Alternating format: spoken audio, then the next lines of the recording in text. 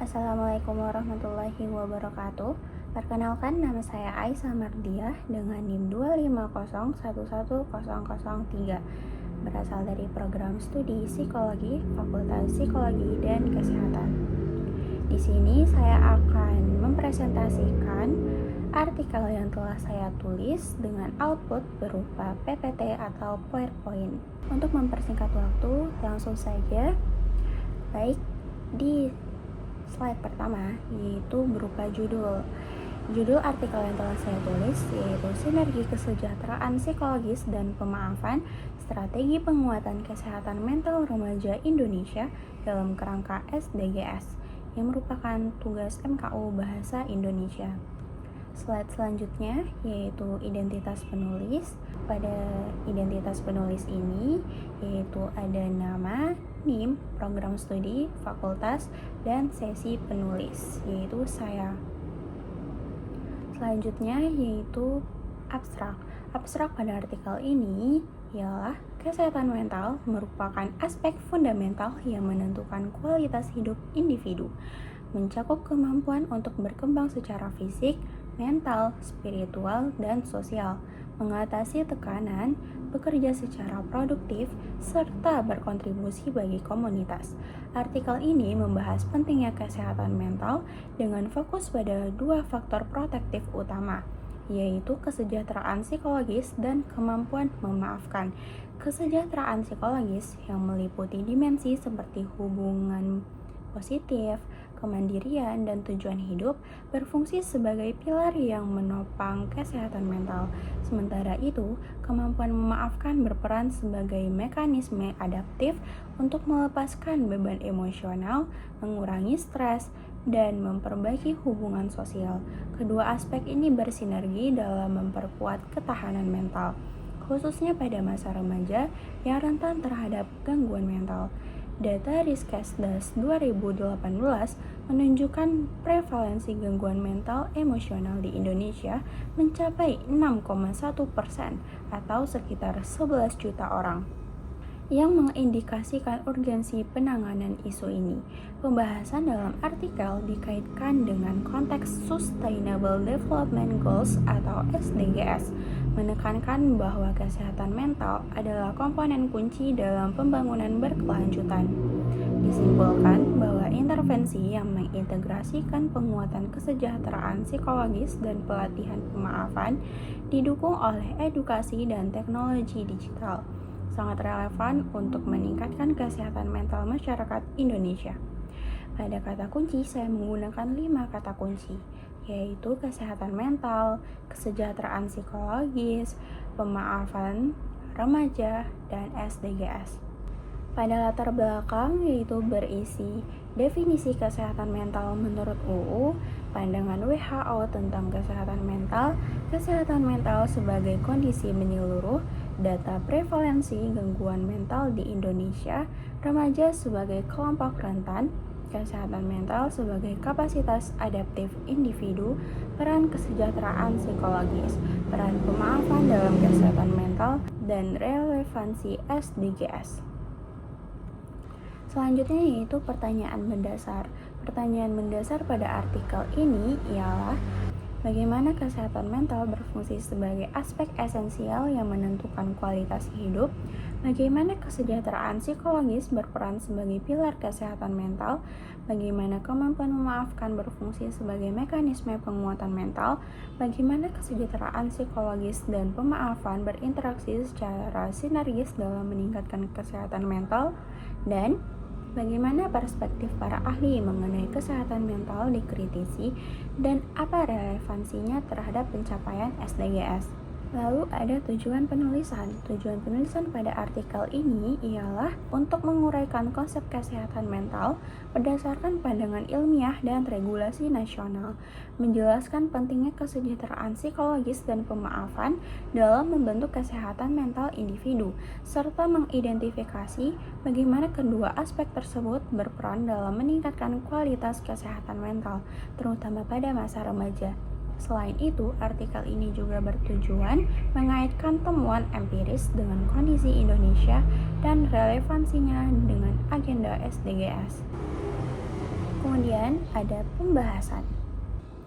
Pada pembahasan dalam artikel ini, yaitu berisi yang pertama, kesehatan mental sebagai aspek esensial kualitas hidup.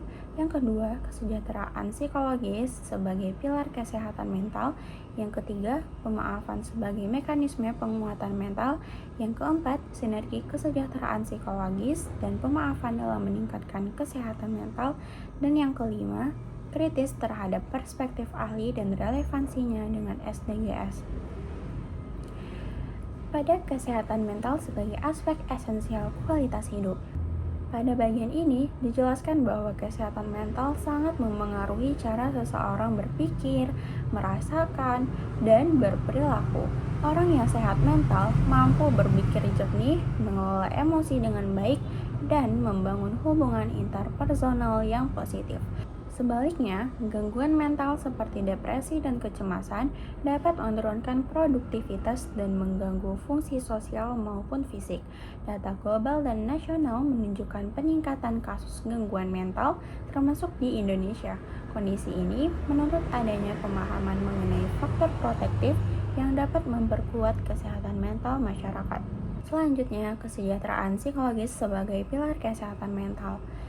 Kesejahteraan psikologis merupakan aspek penting yang membantu individu berfungsi secara optimal. Konsep ini mencakup hubungan positif dengan orang lain, kemampuan mengambil keputusan secara mandiri, serta memiliki tujuan hidup dan pertumbuhan pribadi.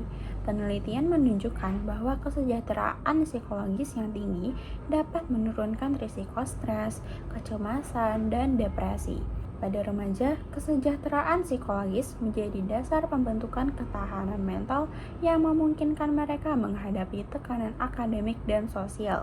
Dengan kata lain, kesejahteraan psikologis berperan sebagai fondasi utama dalam membangun kesehatan mental yang kuat.